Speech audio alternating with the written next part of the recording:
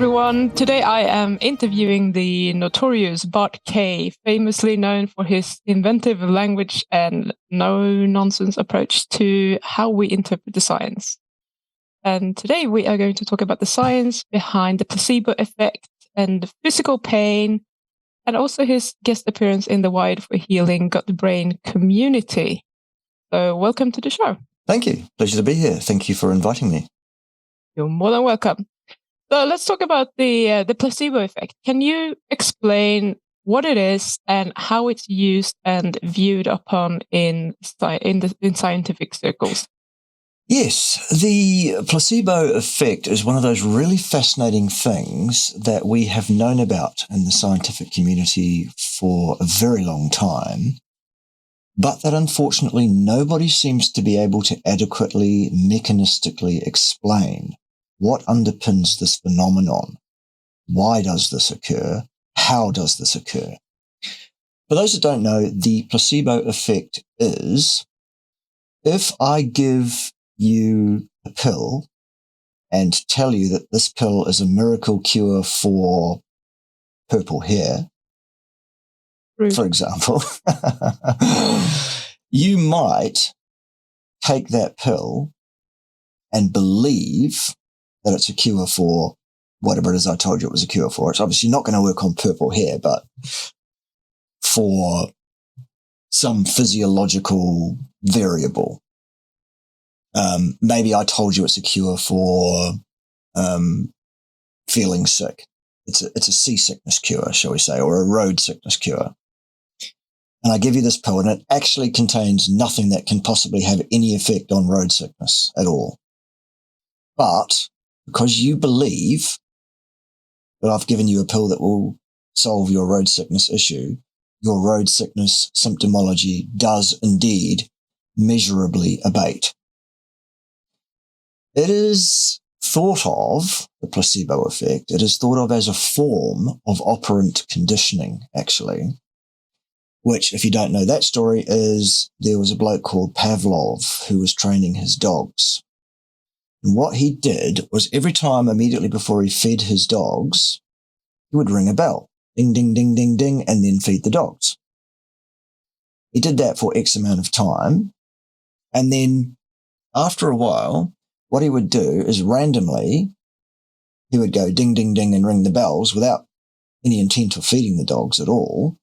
But the dogs would begin to salivate and carry on like they were going to be fed, because that is what their brains had become trained or conditioned to expect. They associate the ringing of the bell with they're going to be fed, and there is an actual physiological response, the production of saliva, the changing of the behavior of those animals, in a way, the excitement around being fed.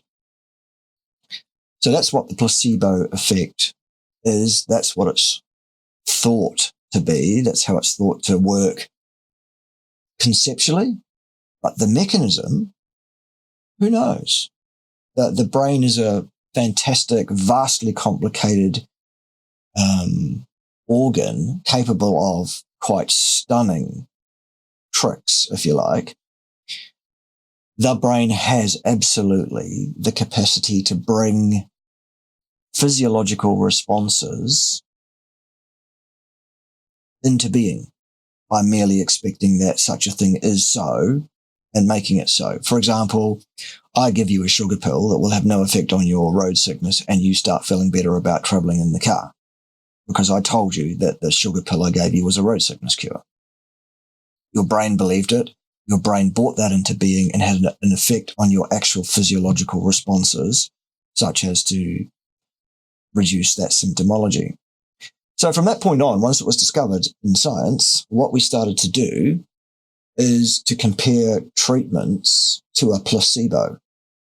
Because in order for us to say this treatment definitely physiologically works, the effect of the treatment has to exceed that of a placebo.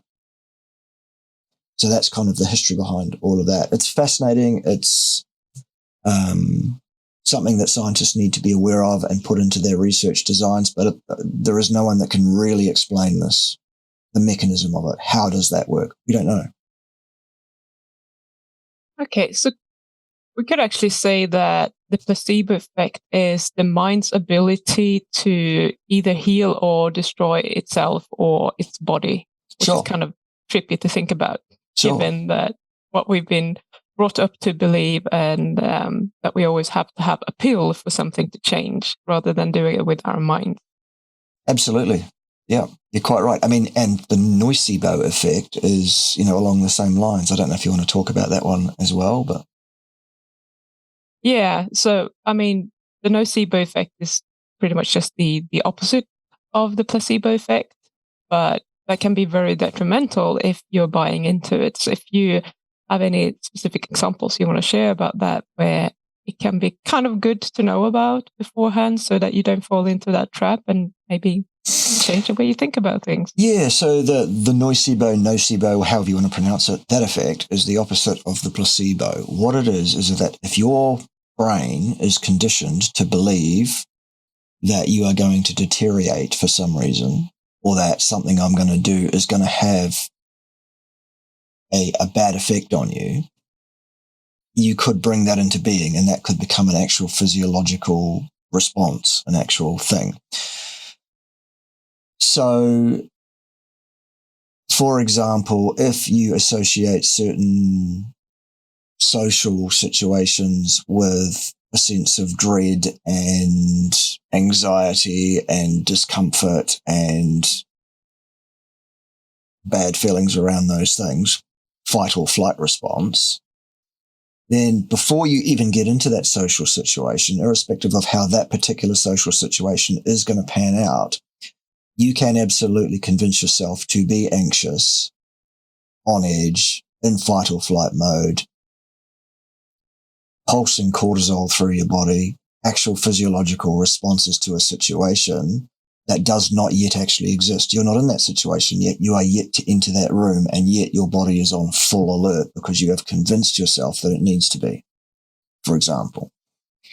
Another extreme example, I'll be a bit careful with this because it's a bit touchy, obviously.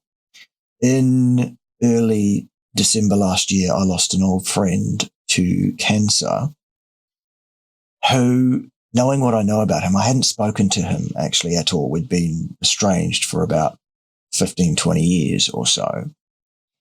But I know that bloke, or knew that bloke, and I know how suggestible that bloke was. Basically, pretty much anyone could say something to him, and within seconds, he will have adopted that. It was his idea. Himself is where it came from, and he would bring those things into existence. And I'm not calling the bloke weak or anything like that. I'm just saying he was very, very suggestible. You could put ideas in his head easy.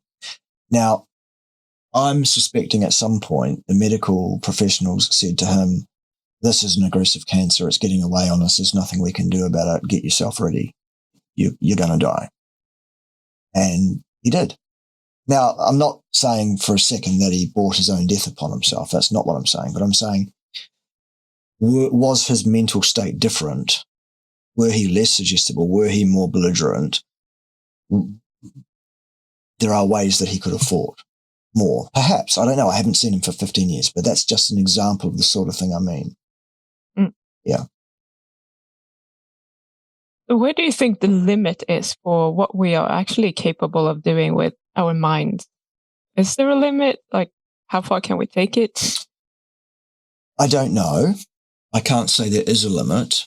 I have heard anecdotal stories about people doing stuff that you would think is physiologically impossible, against the laws of physics, just stories, poodle in a microwave type stuff.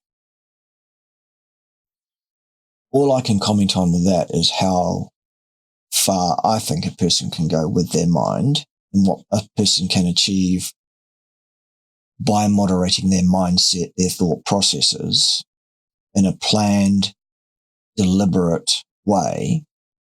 And I have seen incredible things achieved over a period of time by a person who decides and makes it their major definite purpose to achieve a certain thing, be that in business or with their health, with their fitness or body composition, achievement in sport, the ability to play a musical instrument, singing, all sorts of fields of life that I've been involved with in my now 51 trips around the sun.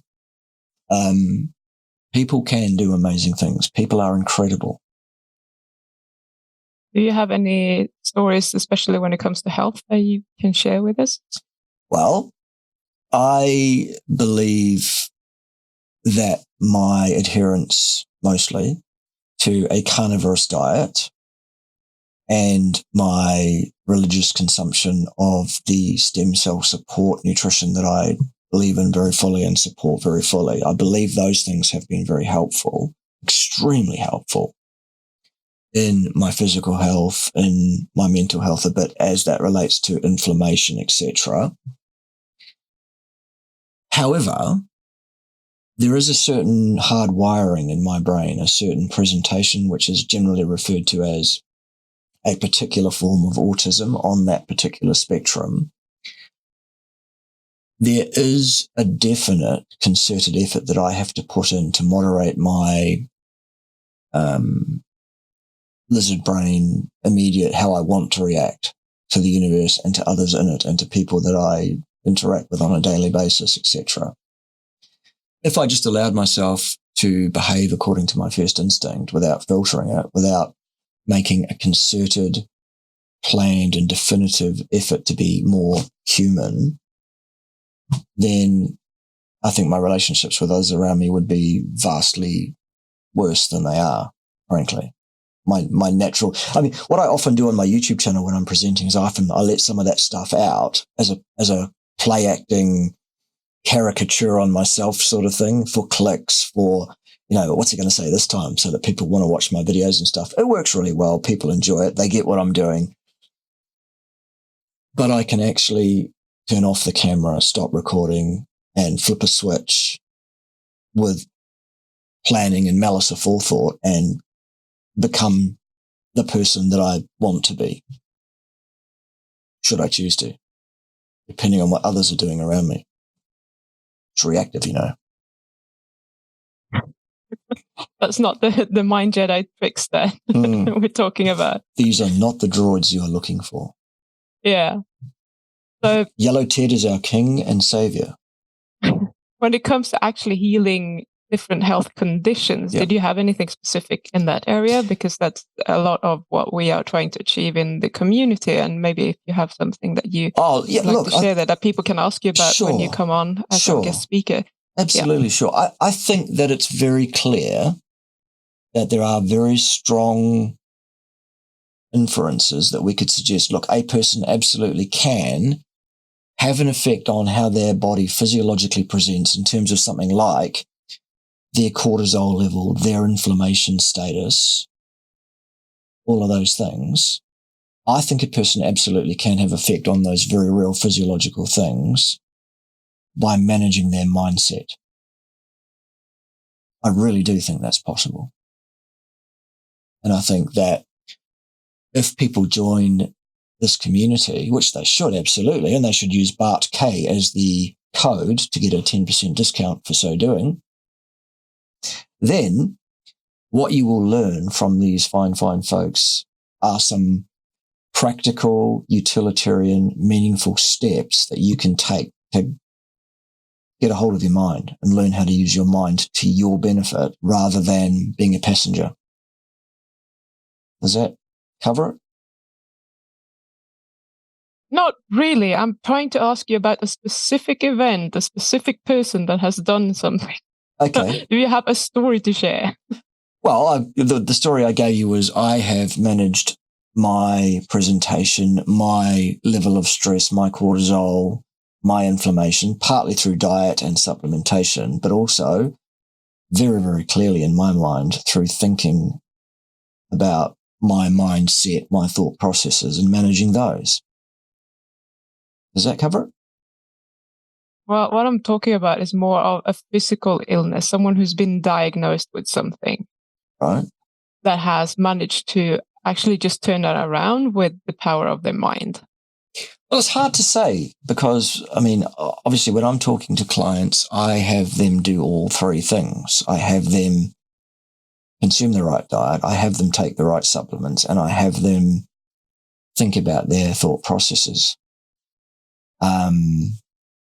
If there's someone you've got in mind, tell me who you've got in mind and tell me which story it is. But no. Okay. So the answer is... I was thinking, I'll ask you about it in a second, but okay. For now, no. All right. Fine. Fine. I didn't get the memo. Sorry. So I think every case, every client I deal with, everyone I speak to, I think every one of them has an effect, positive or negative, depending on what their mindset is. I have clients that I speak to month on month that are doing 2 out of the 3 things right. They are eating the right diet. They are consuming the right supplements, but their mindset is negative. Their thinking is stinking and they're going backwards. And I'm like, well, this is important. This is a trinity. You need to get all 3 of these things right. Yeah. That's the thing. That's what we are mostly doing in the community, is mostly that we are focusing on the mindset and how to calm your nervous system down on a basic level, even the subconscious mind. And then when you come in, people can just ask you about the other 2, which is more of your focus. Yes. So let's talk a little bit about like physical pain. Like often we think that there has to be like a structural issue of some kind for us to feel any physical pain, but that's not actually the case. So someone might have a slipped disc or something. They may or may not feel physical pain. Some people won't even feel any physical pain until they had an MRI scan or something, and then they start feeling physical pain. So what's actually going on in these cases, and how do we know, like, what is pain? How do we know whether pain is what's happening? Pain is physical pain, the sensation of pain, the perception of pain is a truly fascinating, it's an incredibly fascinating field.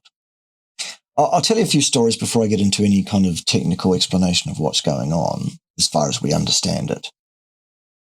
Here's one of my own experience from recently. About 11, 12 weeks ago, somewhere in there, I was playing cricket one Sunday afternoon in the Old Men's Social Cricket League, grade 3. And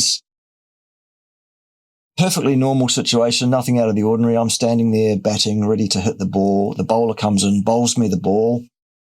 I step forward, hit the ball as you normally do, play a great shot through the covers. Yes, there's a run there, I said.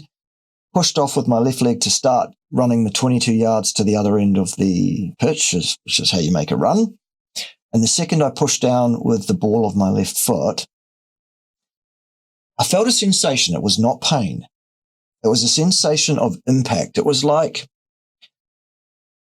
the backstop, the wicketkeeper. It was like he had run through to where I was batting from where he was backstopping and swiped out my leg, kicked my leg out from under me with his foot or something like that. It was that kind of sensation. Or maybe, something solid but not really solid. It's just been whacked around the back of my leg or something. And I thought, well, this is some kind of joke. This is obviously not in the game. You don't do that. What the hell is going on here? So I'm lying face down in the middle of the pitch because I've lost my footing entirely. I've had my leg kicked out from under me as far as I'm concerned. I'm swinging around to say to this guy, what are you doing? What's going on here? That's not what we do in this game. And there's nobody there. He's still stood back where he should be. And I'm like, I actually said to the bloke, what on earth has just happened? And he said, mate, you've just done your Achilles tendon. And it was at that point that the searing pain hit me and I went, oh yeah, that's what's happened. Bang. So while there may be physical things that would cause pain, like damage to your tissues, I've ruptured my Achilles tendon, the experience of pain is very much a subjective experience. Pain is the interpretation that your brain will make of an impulse coming from a nervous feed into the central nervous system from somewhere peripherally, for example, to let you know that something is wrong, there is pain here, you need to react in a certain way. In the heat of the moment, before you realize what's happened, there is no pain. You wonder what's happened. You ask the bloke, what the hell's just happened? You've just ruptured your Achilles tendon. I heard it snap, he said. Ow, bam. The brain goes, okay, now you know what's going on, and is able to receive that input to rationalize in some way what the hell it is, and to tell you, right, now you need to pay attention to the fact that you are badly injured. You must now stop what you're doing. And that's what that pain signal is designed to do. It's designed to tell you that that area of your body is now no longer fit for service, sort of thing. So that's one example. Here's another example. For about 5 years or so in my late 30s through to my early 40s, I was a sufferer in a quite serious way of fibromyalgia. That's what I was going to ask you about. Right. Good. Okay. So is that what you were suggesting I should talk about having solved? Great. Thank you. You should have just said, because I'm not a mind reader. I want to talk about the physical pain first. Right. We'll do that. Cool. Yeah. So the fibromyalgia is a condition, for those that don't know, where you perceive your muscles and connective tissues, sometimes your joints, depending on what kind of fibromyalgia you have, sometimes skin and other things. It feels as if these things are on fire. They are in pain. It's a constant pain that comes and goes. It's mainly there to some level or another. It gets worse at times, better at other times. Your brain is absolutely convinced that your body is in pain and there is a problem in your body. The only problem is if you go to a pain clinic, what they will do is put an infrared camera on your body, because when there is pain, there is heat and inflammation, and the infrared camera can see exactly where the painful spots in your body are that would be sending such a message to your brain. Your brain is saying, my back hurts, my hips hurt, my knees hurt, my muscles in my legs hurt. That is where the pain is. That's what I'm perceiving. It's real. My brain says I'm in pain. You put the camera on, no heat, no inflammation, no reaction at the site where the pain is supposed to occur. Pan the camera up to the brain. That's where the inflammation is. The brain is receiving false signals that do not exist. There is no ascending pain signal going to the brain in fibromyalgia. It is not real. It's a perception. So those are a couple of examples of how very real pain, messages going to the brain, may not be read, perceived, reacted to, or viewed as pain at all. Or your brain could be absolutely convinced it's in pain when it is not. So can your thought processes, can your mental state affect how you would perceive a message that may or may not be interpreted as physical pain? The answer is yes. Absolutely. So what did you do about this? Because I know that people are going to be curious about it. Many people with fibromyalgia, and it's probably one of those diseases or illnesses, or whatever you want to call it, that can be very frustrating because we don't really know what to do about it. Yeah. Okay. So my treatment plan for my fibromyalgia, the thing that led me out of that place to a place where my fibromyalgia is now basically a thing of the past, was this. Step 1. 100% carnivorous diet, or as close to that as I could get. In practice, I've been 90, 95, 100, 95. I've fluctuated around that for about 8 years now. I'm pretty close. That's been very effective. Secondly, I have taken all the right supplements. It's a raw range of stem cell enhancing and anti-inflammatory nutraceuticals. Miraculous. That is not a therapeutic claim. That is my experience. That is my story. we are not allowed to make therapeutic claims, so I'm not doing. However, very important, I think, as part of the treatment plan. Step 3, I was in a situation in my life that I was very, very unhappy in for a number of reasons. I was in a marriage that I shouldn't have been in. I had moved to the other side of the world, away from my home, the place that I feel connected to in the world, the people in my family who I tend to avoid anyway, but I could go and see them now if I wanted to. They're near enough. On the other side of the world, you get that sense of isolation. I was in another country, in another culture, trying to deal with being basically an alien in that country. And that particular country is not particularly user-friendly to outsiders or even to people that were born there, frankly. It's very officious. It's very callous.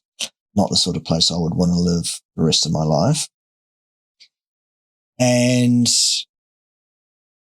my financial situation was not what I wanted it to be. My professional situation was basically intolerable to me. I was still trying to be an effective member of academia, the fraternity, if you like, of academia that was simply not geared up to be able to cope with people who were operating on my level. And as such, there was a reviling against what I was doing, purely on the basis of their ignorance and misunderstanding of where I was coming from and what I was attempting to do and how I was doing it. So the overall package was that my thought processes were around all of those things. And so woe is me, and everything's basically terrible. And as such, the pain got worse and worse and worse and worse. The disability of the fibromyalgia got worse and worse and worse and worse. My gut function got worse and worse and worse and worse. I lost 15 kilos in muscle mass between when I left New Zealand and when I got back. And I'm still yet to redress that. There is a plan. Don't worry. There'll be a muscular version of me soon. So I keep saying I know, but it will happen. But that was the third part of that trinity of factors I needed to get under control in order to resolve my pain situation, my fibromyalgia situation, my gut function situation, my mood, psychological state, my autism spectrum presentation, the whole thing. So yes, diet, important, vital. You must get your diet right. There's no two ways about that. You must look after your renewal and repair system, your stem cell system, your anti-inflammatory supplementation. Absolutely. In my mind, you must do that. And you must get your thought processes in order, your perception of the world in order. And if that means you need to change your life and get yourself out of a situation that you're not happy in, do something about it, then you must do that too. And that takes discipline. It takes effort. You have to take control of the situation. Luckily, though, this community is here to help us all do that and to teach us how that is best approached. And that's why we're here. Yeah. So you're going to come on the 6th of April, I think. Am I? Okay. As instructed. Carry on. Yes. So if people have any questions for you, just make sure that you're turning up for that session. Or if you can't be there, I think it's at 8 p.m. EST, then you can always post a question in our community and we'll just forward that question during the session. Awesome. And if you're not signed up yet, you can go and use the discount code BARTKAY, BARTKAY, and you will get 10% off your first month. Is there anything else that you want to share with people around anything that we have been talking about, or any last tips, tricks, whatever, for people to feel better? Yeah, I think out of today's discussion, Pim, I think it's important for me to put together at some point, either in another interview with you or perhaps as one of the sessions in the community, I don't know.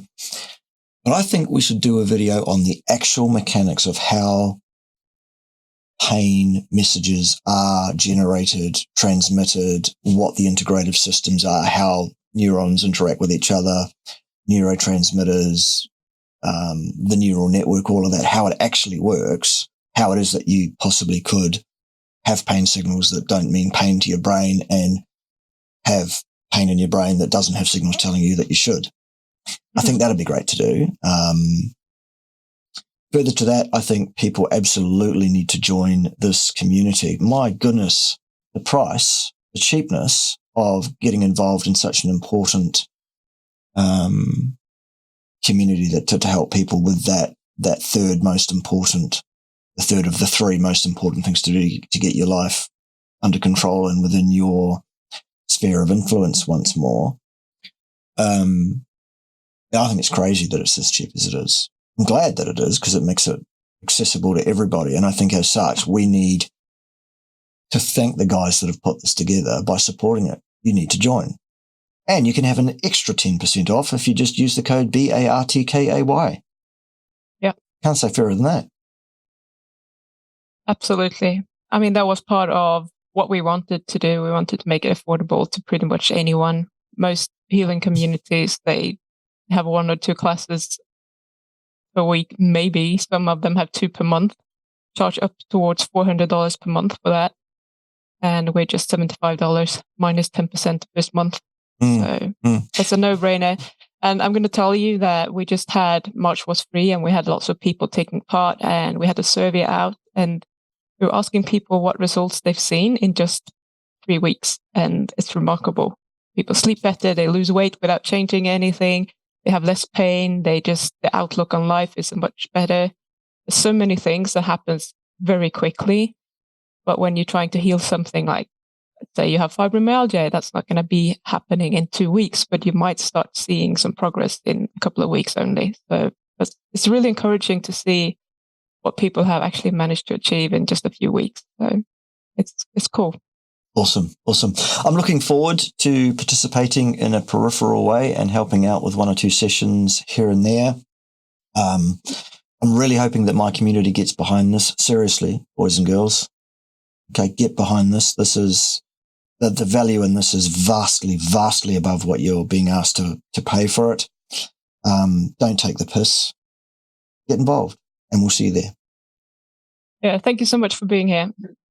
All right, have a good pleasure. day. Cheers. Bye. See ya.